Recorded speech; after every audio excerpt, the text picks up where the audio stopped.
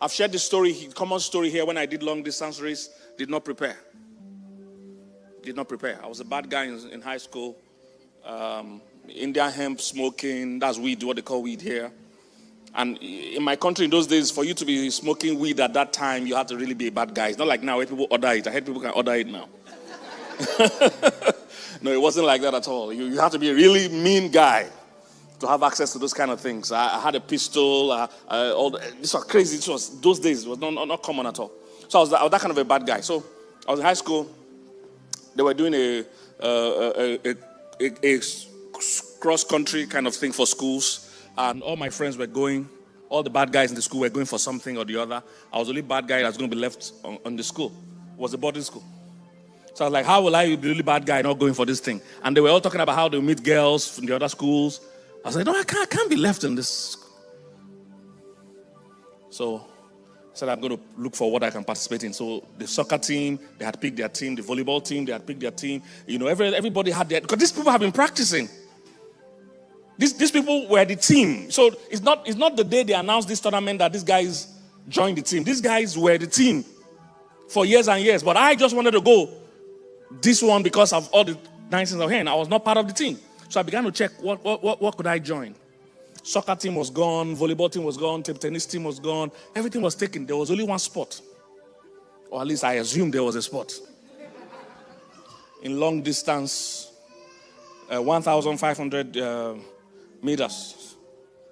So that was like long distance for us.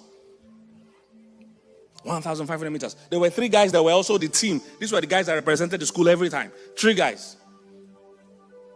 But I said I can beat one of them. Why did I want to go for that race? Not because I was interested in the race, but because I wanted to go and join my friends going to have fun. So I had already lost from my reason for participating. There was no way I was going to make it. Some people, the vision they have for marriage can't last more than 5 years. Some can't last more than 5 hours. It's the wedding. That was the high point. Why do you want to get married? One of my first books is going to be outside, 25 wrong reasons people enter relationships. You see, these are the things that differentiate one marriage from the other. We can all dance on the altar, we can all wear the nice gown, but why are you getting married? Because 3 people can get married for 3 different reasons. And as time goes on, you can discern who is there for the long haul and who is there for the wedding. And the wedding gets over really quick. The wedding is not the marriage. The wedding is a few hours. The marriage is for life. The wedding is for other people. The marriage is for both of you. The wedding is a ceremony. The marriage is a covenant. So you can get married without a wedding. But some people wanted a wedding, but they have to inherit a marriage.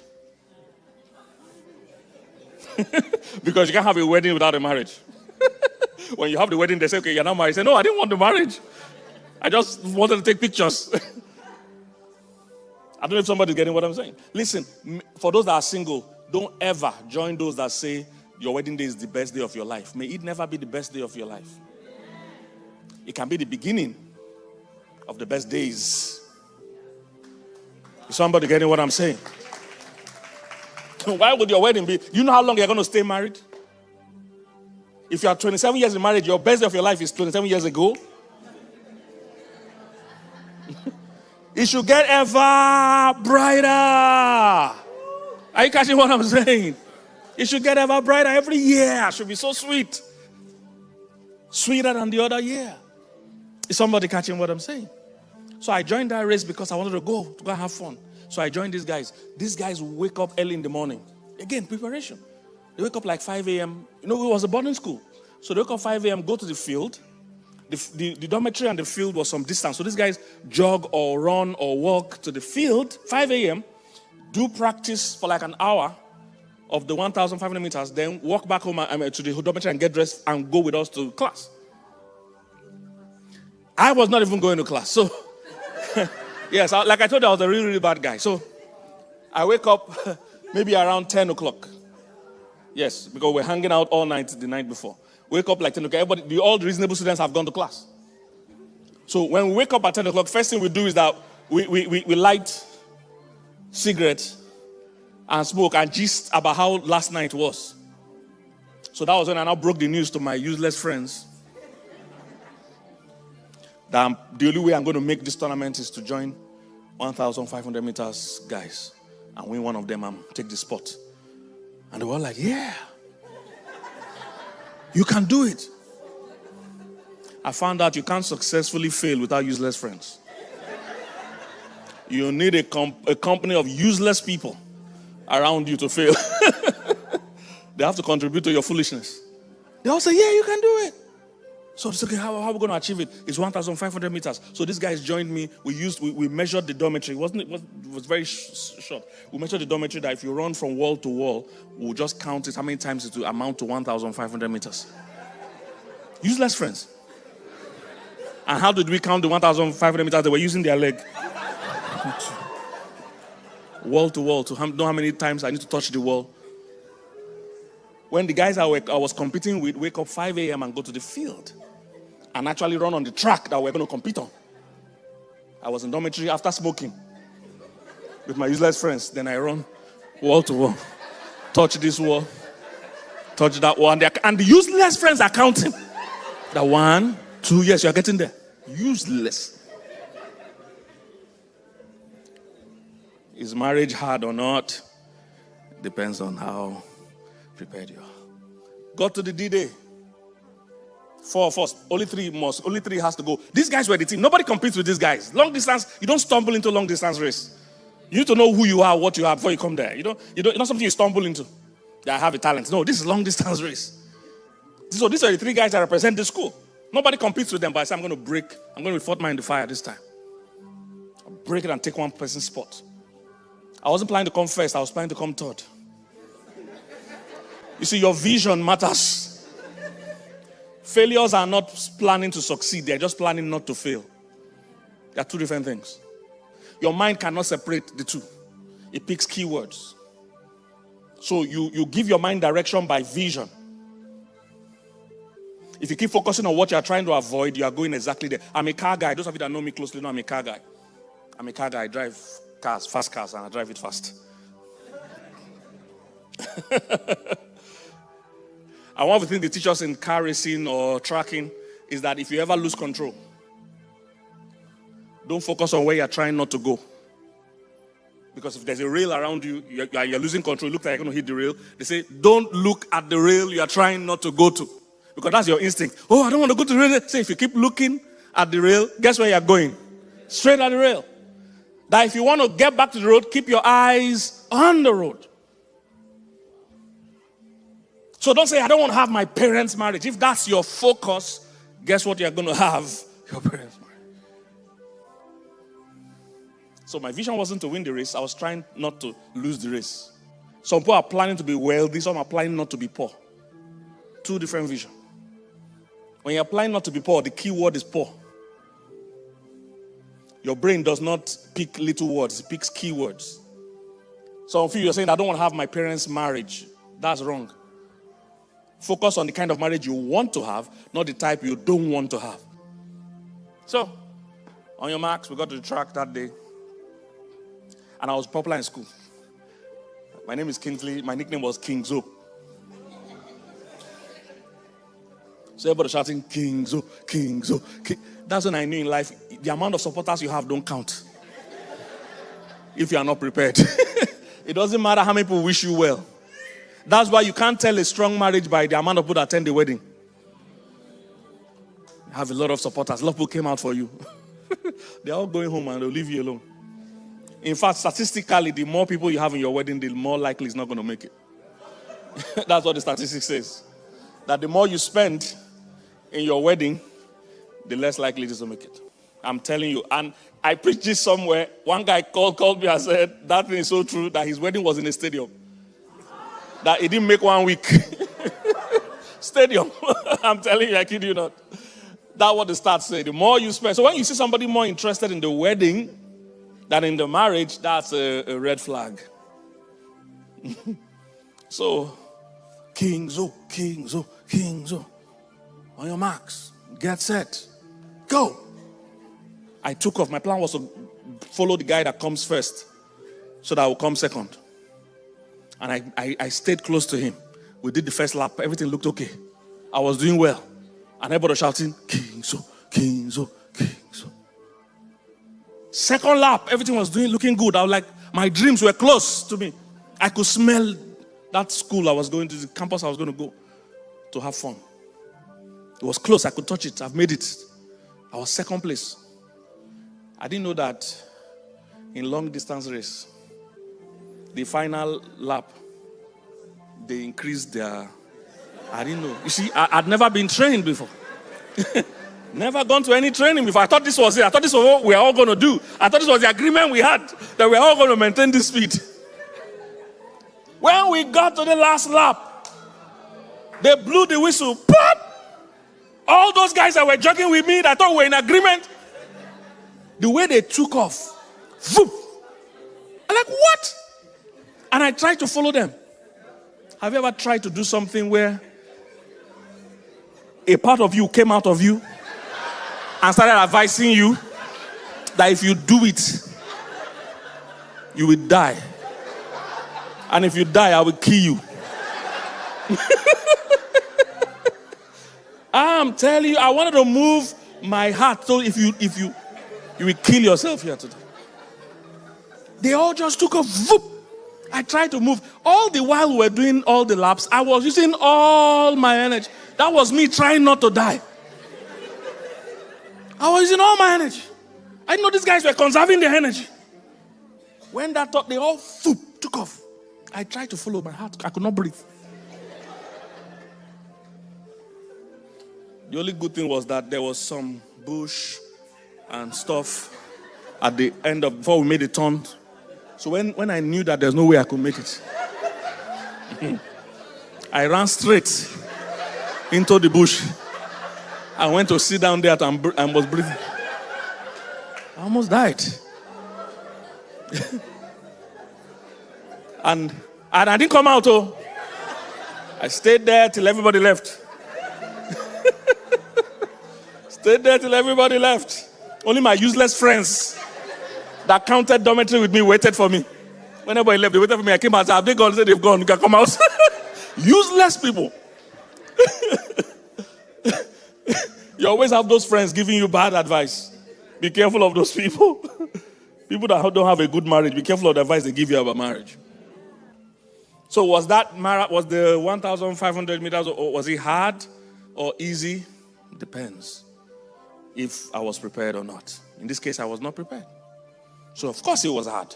For those guys that had been training every morning, 5 a.m., of course it was easy.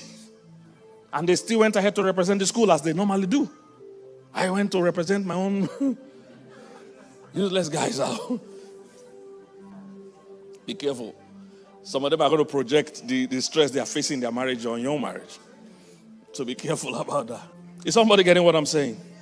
So wherever they say whether marriage is hard or not, tell them it all depends. Are the exams going to be hard or not? Depends if you have read, if you have studied.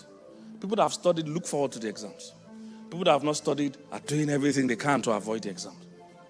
Is somebody getting what I'm saying?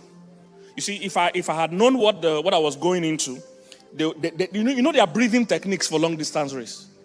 I didn't know anything like that. There's how to conserve your energy. There are many things about that race, but for me, it was just a race. That's how people look at marriage. It's just two people together. No, there are loads of dynamics that you must learn. Lots of stuff you must learn. It all depends. How prepared are you? So if your marriage is going to get brighter and brighter, the first step we must look at is how fit are you? How fit are you for the journey of marriage?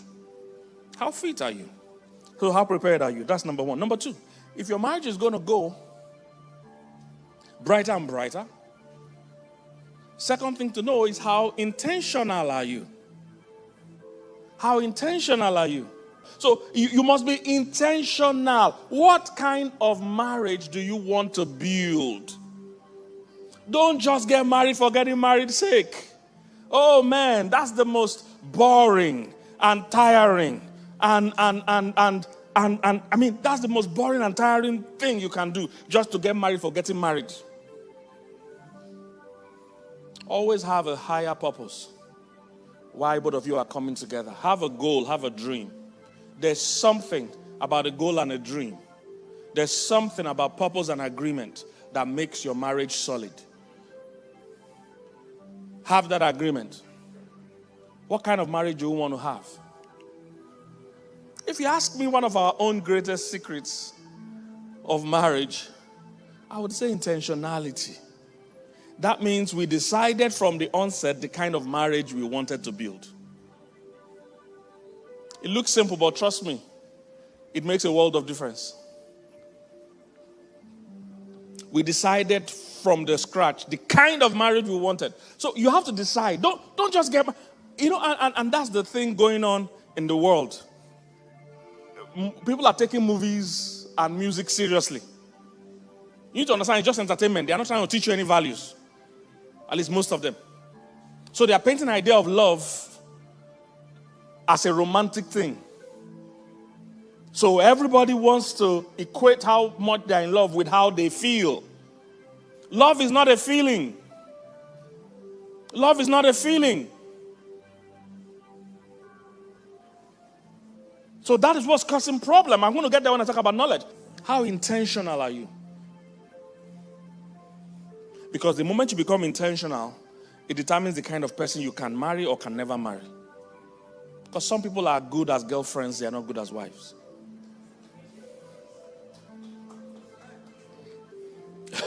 I have a popular message titled, "Your girlfriend is not your wife." Oh, I'm telling you, some people are good as boyfriends.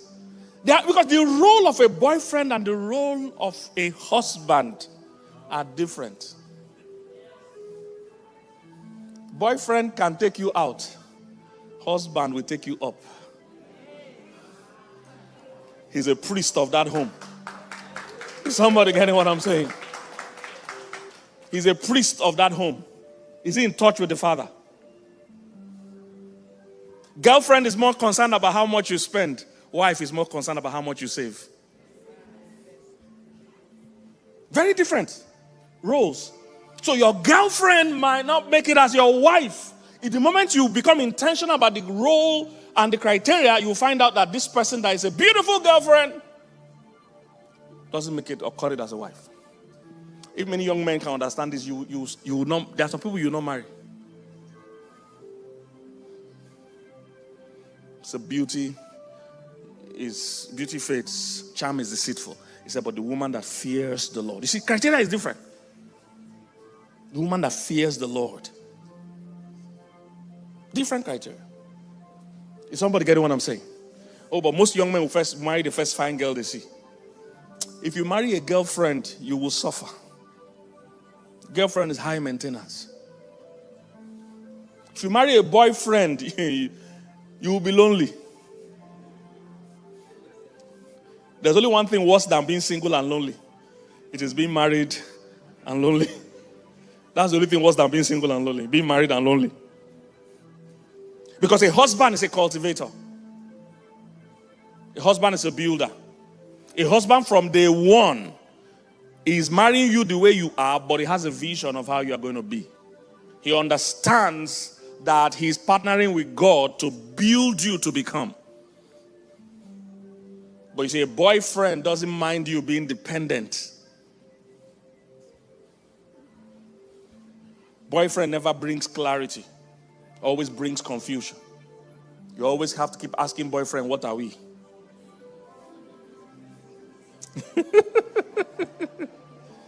No intentionality. When we were getting married, there's a video, we have a video on YouTube where we talked about like 10 of the agreements we had before we got married. There were agreements we had. I encourage all young people that are getting married to have that. Even if you're already married, you can watch that and learn. We had some basic agreements. We will not use abusive language. We've been married for 20 years plus now. Never use the fool, bastard, idiot, bloodful. There are things people use on their spouse. that just sound weird to us. We decided from the onset, we agreed the kind of marriage we wanted. We wanted to build a marriage that will be a solid partnership. Do you know, I'm always shocked, Pastor, that there are couples that get married and don't do their finances together. For me, it's always a big shock. And I'm always asking, who taught you marriage? That means somewhere in your mind. So, what did you join? Because marriage is people joining together, right? You guys are right? So, what did you join? It's weird to me that I see two people married and this person doesn't know what's happening with this person's finances. This person don't know, they're just. So, what did you join? So, who taught you marriage then? Oh, Pastor, women of nowadays, you can't trust them with money. Or the men nowadays, you can't trust them with money. But you want to trust them with your life? The same person you can't trust with money, you're going to trust them with your life? You see, the world has confused you about your sense of value. Money is now more valuable to you than your life. So you can spend the night, you can sleep, and on the same bed with this person you don't trust. Your money is in a safe, but your life is in danger. You need to go and recheck. If you don't even like your life, but you can trust your kids with this person. So your money is in a safe, your kids are with the person you don't trust. Kill the kids if you like, but my money, you will never touch it. That's what you're saying. You're saying, look, have the kids if you like, take them if you like, but this is my money. You can never touch it. That's what you're saying. If you can't trust them with your money, please don't trust them with your life. And don't trust them with your kids. Is somebody catching what I'm saying? Let me move to the third one. So, is marriage easy or hard? It depends on how prepared you are. It depends on how intentional you are on the design of marriage you are going to build. Are you building a partnership from day one? So if you ever, for any reason, marry a man that needs help, you can't help with an attitude. You can't help and feel like you are suffering. No, this is what you are created to do. And the good thing is that you get to choose who you help. But don't feel used. And I know they are irresponsible men, so don't get me wrong, I understand what I'm saying. But I'm trying to speak to the culture I see.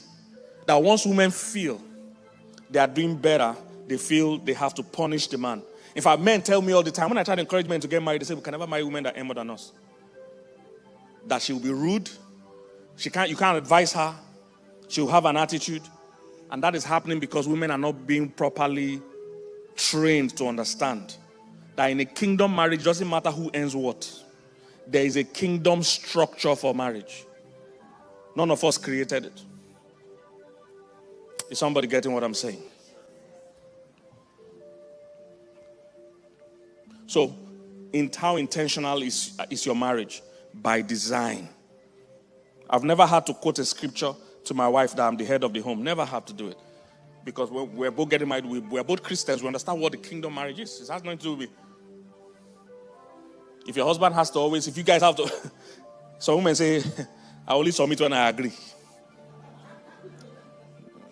You see, that's not submission. Say, if I don't agree, then I don't submit. It has to make sense to me before I submit. No, it doesn't work that way. Well, I understand some men can be domineering and all that. So that's why you get to choose. Like my wife always says, submission starts from selection. You pick the kind of leader you want. And then you trust God in that leader. Is somebody getting what I'm saying? If you do marriage the natural way, then of course it's hard. If you do marriage God's way, it's not bad at all. The system protects itself. Is somebody getting what I'm saying? We've never had separate accounts. Never done it. From the day one we married. We've always had a joint account. Now, if you work in different places or she has to earn money from different places, we still have what is called joint accountability. We always plan our money together as one purse, regardless of who earns what. Maybe tomorrow when we have time, we might go into that. That's a plague I see today in the body of Christ. Please remember that we are in this world, we are not of this world. Don't confuse the fact that you live in America to mean you must have an American marriage. You are a kingdom citizen. Are you here, somebody? So that's one plague I see going on. Most women today have not been told what it means to be a wife, so they behave like a knife. You know, most women psychologically, and there are studies to prove this.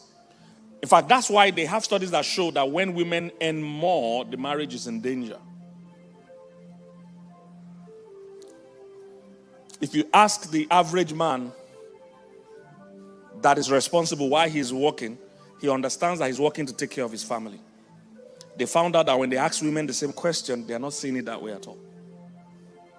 They are working to take care of themselves. Again, there are studies to prove it, so it's not my opinion. And they found out that relationships or marriages where women earn more are very endangered. Because most women are wired to believe that they are receivers. That, oh, people must do for me. He must do for me. He must take me out. He must pay for this. He must pay for that. So the moment she starts to earn more and feels this guy can't do anything major for me, resentment begins to build. So what's this guy doing for me? What's he adding to me? As a lady, you must understand that in the kingdom, your number one role is as a helper. The same Hebrew word that they used to describe God as the helper. Are you here, somebody? The system protects itself. God never intended for a woman to have a head that did not have a head. Well, I don't know if you get what I'm saying. God expected that as a woman, you pick a man that as your head or the head of this home that also has a head over his life. Is somebody getting what I'm saying? So how intentional is that home? How are you guys building that home? Is it built based on culture or is it built based on scripture? Is it built based on feelings or built on the precepts of God? Number 3.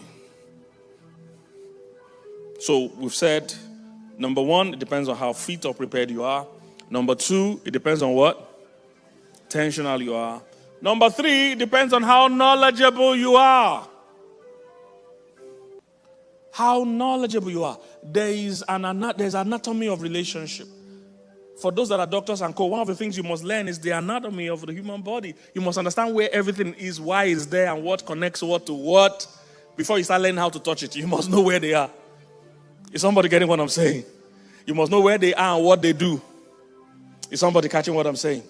That is how love and marriage is. You must understand the dynamics, or else you'll be taken by surprise. How many people are still single here? Can I see your hand? You're single. Just let me see your hand. Let me see your hand. All right, thank you. Those of you that are single, please listen very carefully. Those that are married already know what I'm going to say, or at least they've experienced it. Those of you that are single, listen very carefully. When you are picking someone to marry, you must understand the laws of attraction. You must understand the laws of attraction. This is very important. For many young people, they relegate or limit attraction to physical. There are different kinds of attraction, not just physical. If you make the mistake, and physical is the easiest one because you can be in a church like this and see someone from afar. And so I like that person.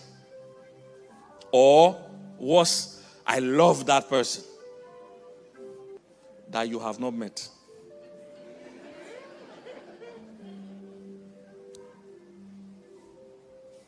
You see, when you understand the anatomy, it will even make the process of picking easier and faster. I was talking to a guy, he's 50, he's my close friend. He's going to 51 or 52 by now. He's still single, never married. And he's good, and he's a man of God. I'm telling you, these things might look funny, but trust me, you must understand the anatomy of marriage. This thing I'm about to share with you now is why even some married people are regretting their experience in marriage. This thing I'm about to share with you now.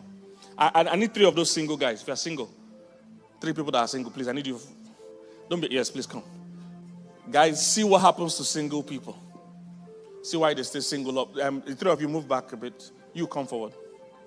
3 of you move back a bit and give yourself some space. Don't go backwards, but okay. Just give yourself some beautiful. So what's your name? Toby. So there's a single guy looking for a wife, and all he knows about attraction, and this is how you are biologically wired. If you are going to succeed in life, you must go over and above your biology. You must work with knowledge, not just instinct. Did somebody catch what I said? You must work with what? Knowledge and not instinct. It's the same thing with almost any field. If you're in real estate, for instance, you don't just pick a building by the paint. You will just pass and say, oh, I like the way they paint this place. I want to buy. Is that how you do it? No. The paint is nice, but there are a whole lot of other things to check.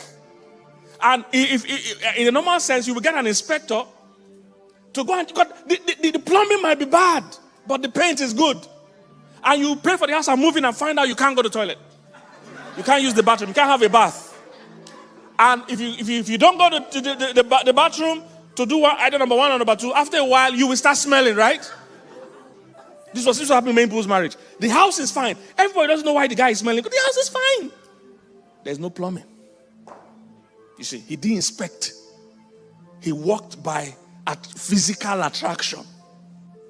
So most guys are looking for a wife. So if they see Toby, for instance, maybe she's not their spec. So they say, oh, she's not the one. I'm looking for my wife, oh Lord. They pass again. She's not the one. Look, she might be the one. But you have only eliminated her based on physical attraction. There is physical attraction, but that is not the main attraction. It's not the physical attraction you're going to live with. You see, the only time a car is fine on the outside is until you buy it. Oh, somebody didn't get that. I said the only time the look of the car matters so much is until you buy it. From the day you buy it, you spend more time. Other people enjoy the outside. Your real experience of that car is inside. If the air conditioning is not working, but you guys are in Jersey, it's cold. I live in Houston. If the air conditioning is not working, people say, "Whoa, nice car." You say, all your makeup is going to be on the floor. They will say, "Nice car," but you're sweating. And if they ask you what's your experience of the car, you will say it's a bad experience. And people don't understand. The car is so fine, but the experience is so bad because the gear is not working. The car breaks down at the worst possible moment, right in front of the light, in a very busy intersection. It just breaks down. So by the time they ask you how's your experience with this car, you say it's bad. Because you fell into the trap of marrying just for physical attraction. There is a second kind of attraction. What's your name? Faber. Stand here. Faber is mental attraction. Again, it's a bit similar to spiritual. You can never know if you're attracted to somebody mentally until you engage with them. You can't know that from a distance. But unfortunately, most single people, after they miss this, after they see this first one, they just say, he's not my type. What's your name? You stay, Toby, say. What's your name? Terai. Terai. I like that. All right. So, Terai is spiritual attraction. There are many people especially in this our kingdom, in a church setting, if you are spiritual, you might get more attention than even someone that is good looking physically. If someone comes here, if Terrarai ministers in song and people are falling under the power, she's in the choir, right? And people are falling under the anointing, people are weeping and crying, sick people get healed, Terrarai will become very attractive. But you see, you can't know what I just described now until you are in the same space with her for a bit. This one you can decide without ever talking to her. You can just decide on Toby without talking to her and say, myself, go. But for this spiritual attraction, we have to be in the same space for a bit. So many people have not given Terror a chance because they have never been in the same space. What they have done unknowingly is that when they have picked their type, let's imagine Toby is their spec, and they've picked Toby. This is what happens to many people. And some people, if you're already married, you know what I'm talking about. They've picked Toby, yes, because they like how she looks physically. Then they get here. Because after you pick here, you don't really interact with here so much. Again, like I told you, the only time you interact with the house beauty or the car's beauty is before you own.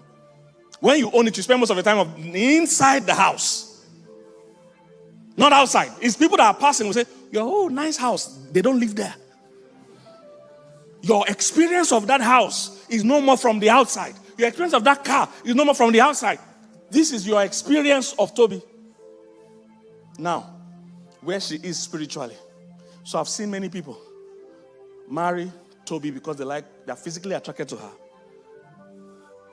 Let's pray. She can't pray. She doesn't even like to go to church. It can be he too. He doesn't like to go to church. I actually have one of my sons or mentees that I counsel. He's a pastor. The wife says he's going to divorce him except he leaves the ministry. He should go. They have kids. It's not that easy. She might have been his spec physically.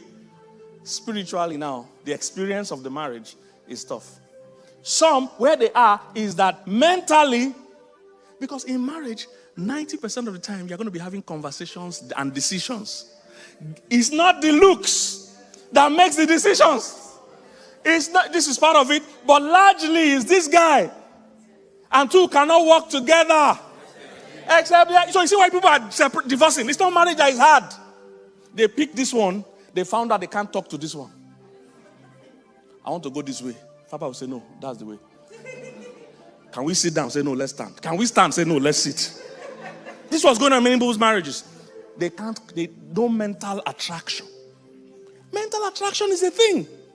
For you single people, please understand, you can't make your decision here. If you're making a decision here, you're going to miss a lot of great people. And unfortunately, this one, her shape can change. I know she's looking slim and fine. When she has 3 kids or 2 set of twins, she might not look like this. This one can change. In fact, biblically, he said, though the outward man perish. So our outward man is constantly perishing. He said the inward man is renewed day by day. Are you seeing how many marriages where people are tired in their marriages? Because this one is reducing day by day. Reducing day by day. We are all going to get old. You saw the couple that have been married for how many years did they mention? I'm sure this is not how they looked when they got married. But you see, the friendship can get stronger. But your look's not going to be like this, no matter who you are. So if this was what you based your decision on, you are in for a rough ride. You can't have conversation. You can't be in spiritual alignment. Guess who is going to make decisions about the kids? Not this one. Guess who's going to make decisions about the kids?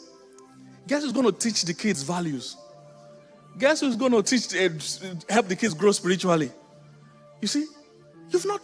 You can't say Toby is not your spec until you engage with her. You can't say so.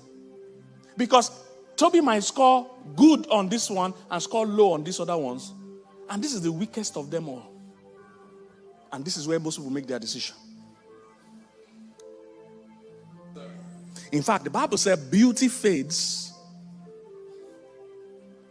Charm is deceitful. He said, but a woman that fears the Lord, she shall be praised. She's loyal. You know, there are people that have to monitor their spouse's phone, monitor their cars, put trackers. They've married this one. Toby, sorry. I know you are great inside as well. But all of them are you, really. But this is the part of you that is going to be loyal in the marriage. This is the part of you can trust. This is the part of you, person you can depend on. When you see people have financial issues in marriage, the guy is a gambler, he's a drug dealer, he's a drug addict or something. He can't keep money. This is the guy. The person you are going to live with is this one. Not this one. So the next time you meet someone, before you decide if they are your spec or not, talk to them. Talk to them. There are people you might talk to. And this is what the science also says. That when you spend time with people and they have this going, a lot of times, this starts to look better than you saw it. That's what the science says. Once this starts working, you find out, Faba, man, I like your fashion sense, man. I like how you are thinking, man. I like how we vibe together, how we agree, how we did that, what I was thinking, you got it. After a while, you will enjoy this one so much. You won't even notice that you didn't like this originally. You will start to now find this attractive. This is the weakest of them all. And it's perishing day by day. But this one is being renewed every day. Is somebody getting what I'm saying? So I was helping Pastor. You'll be amazed how many 50-year-olds I know that are still single. I didn't even know I had that much 50-year-olds. And if in my own small circle I have that number, and I'm wondering how many other numbers of 50-year-olds exist. And you see, the challenge with this so many men being single is that every time we have 20, 30 men single, there's a shortage on the women's side. There are women praying fervently because these guys are the husbands. And they're single. So if a man is single, automatically, he has created a single woman. Automatically. And the statistics and the science show that one of the best things a man is a builder, he must build something. And one of the most rewarding things a man can build is a family. Another thing you are building is building a temporary. And they found out again, if the man doesn't get involved in building a family, he has a high chance of joining gangs, getting into destructive habits, because he has nothing to live for. Why shouldn't he go to jail? Nobody's going to miss him this night. This way he can do things that will take him to jail. When he has something to live for, it upgrades the man's mental attitude. That's why the Bible said it's not good for man to be alone. It's not a suggestion. It's a fact. God wasn't giving advice. He was stating fact. The moment as a man you are alone, you're operating way below your real potential. A woman will step up your life any day, anytime. Just having a woman to take care of makes you a better man. So there are a lot of skills he will never know or learn or improve until he gets married. He will never be his best self. He will never learn how to balance life, how to juggle things. Is somebody getting what I'm saying? Most men never improve their communication skills until they marry. They think they know how to communicate until they marry. Most men never improve their listening skills. Those of you that have married, you find out the first thing you learn about your husband is that he doesn't use his ear for listening. Women are always shocked. Men use their ear for balance when they are walking. They don't use it for listening. Because most decisions men make come from within. They're not listening. So they have to be married for some years before they actually learn that, this is for listening. He doesn't listen. It's not good for him to be alone. So Pastor was saying, I didn't know how many 50-year-olds I had. Many. I have a lot. My classmates, my friends, things like that. 50 plus. So there was one, I was trying to help find a wife. Because that's part of the thing I'm majoring on now. I'm telling you, as I'm traveling around, I'm no longer just teaching. I'm helping people marry now. Because some guys are never going to be able to look beyond the physical to see all the good that a woman has. He needs an experienced eye to tell him this is a good deal. If you're into real estate, when you first start, you need a coach to tell you, oh, this is what to look for in a good deal. That some deals look good, but it's a horrible deal.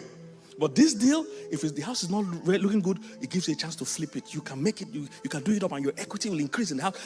But for you, the novice, you just say an ugly house, the house is ugly. Say, that's the good deal.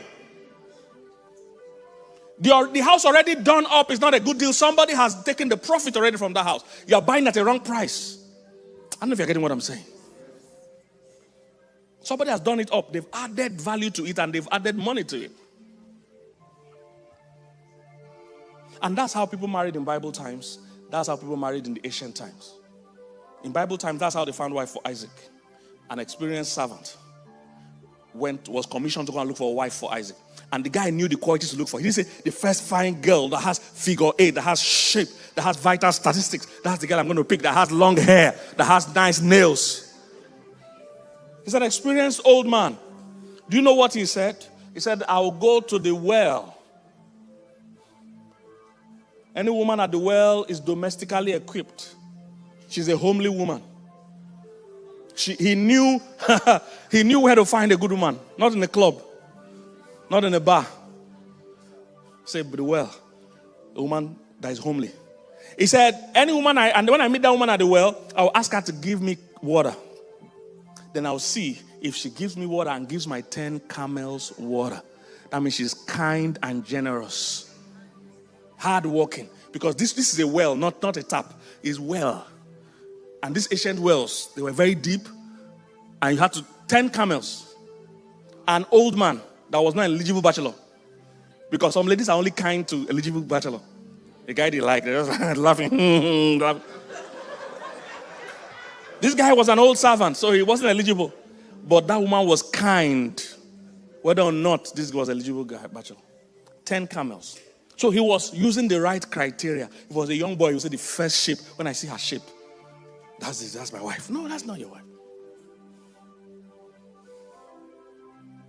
An experienced eye. I shot an interview with an Indian couple. You know, Indians still have the highest success rates in marriage. And because they believe in arranged marriage.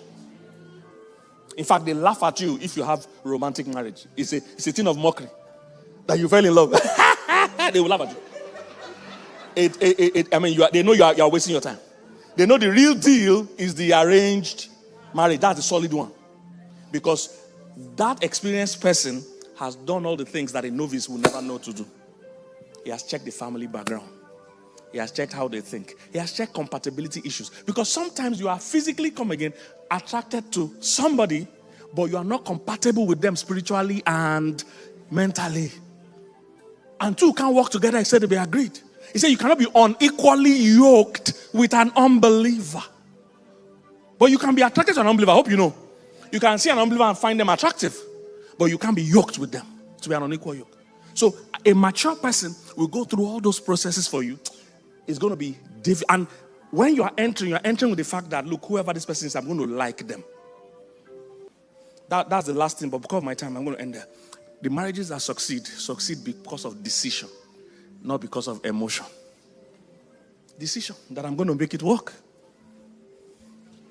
So all those guys that do arranged marriage, one of the secrets why it works is that from day one, they know I don't know this person. I've never met them.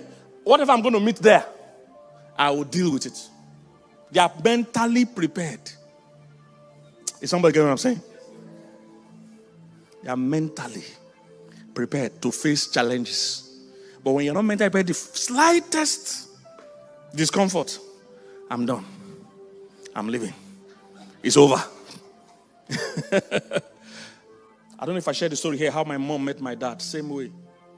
My mom was in a young people's fellowship, singles fellowship, youth fellowship rather. There was an elder that was in charge of them, a married man. And one day, there was no mobile phones then, so she just appeared in her house with my dad. He just appeared in my mom's house with my dad. And say, my mom's name is Rosa. Say, Rosa, this is Roland from Lagos. He wants to marry you. Not he wants to meet you. He wants to marry you. So I asked my mom, so what did you say? My mom said, well, he looked at him and said, okay. And in 1 or 2 months or less, they were married. This is why they didn't have a lot of singleness in those days. Because people brokered the deal. Older people that were more experienced. You see, because that guy was in charge of the singles fellowship, he knew the ladies in the church that were good to marry. He knew the ones to avoid. Now, if that whole yes. Your pastor knows, he's just going to be nice, he's going to be kind. He has to be pastoral. But I can tell you for free, he knows. Every pastor knows. I've been a pastor for 30 years, trust me. There are people you come to say you want to marry, I will say, pray, brother, go and pray. Go and pray. God can't be sending you to hell before the time. Go and pray. You can't go to hell before the time. Go and pray. Is somebody getting it? So the elder in the church that was over this young, he knows the people and he knows who even fits what kind of person. Now, if they had tried to do that, if the two singles tried to do that process manually, my dad will be traveling from Lagos to Enugu, which was many hours drive, every weekend. And he will land in Enugu, doesn't know anybody. So he will meet random girls and say, I would like to know you. Then after you know her more, he says, not the one. And you have spent 6 months traveling from Lagos to Enugu to know her. Only to find out. Because all the singles I deal with that are a bit delayed, I'm checking the things they have in common. One of the things they all have in common is that they are wasting time in relationships going nowhere. So most people now dealing with delay in marriage, one thing you notice that they've been in so many talking stage that took 6 months, took 8 months. Some entered relationship took 2 years. And I could have told them from day one, this relationship is going nowhere. Don't waste your time. But you see, time is that resource you can't get back. So 2 years in talking stage or 2 years in relationship to check each other out. By the time you come back, you are older than when you started. So your circle and fraction of eligible people have reduced. So you don't play with your time. This was the mechanics they had those days that made things easy for them.